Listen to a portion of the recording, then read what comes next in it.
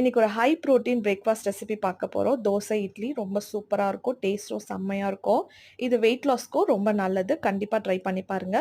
1 cup பச்சை பயிறு add பண்ணிக்கோங்க. 1 கப்பு கருப்பு கொண்டைக்கடலை ஆட் பண்ணிக்கோங்க. 1 கப்பு கம்பு ஆட் பண்ணிக்கோங்க. 1 கப்பு இட்லி அரிசி ஆட் பண்ணிக்கோங்க.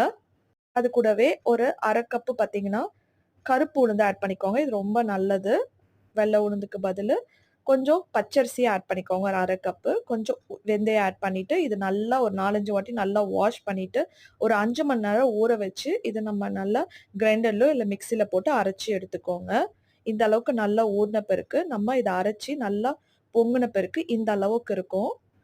இப்போ நம்ம இத அப்படியே இட்லியும் செஞ்சுக்கலாம், அடை ஊத்திக்கலாம், தோசை கூட செஞ்சுக்கலாம். நான் இன்னைக்கு வந்து தோசை மாரி தான் செஞ்சிருக்கிறேன். இல்ல தேவையான அளவுக்கு நம்ம உப்பு ஆட் பண்ணிக்கலாம்.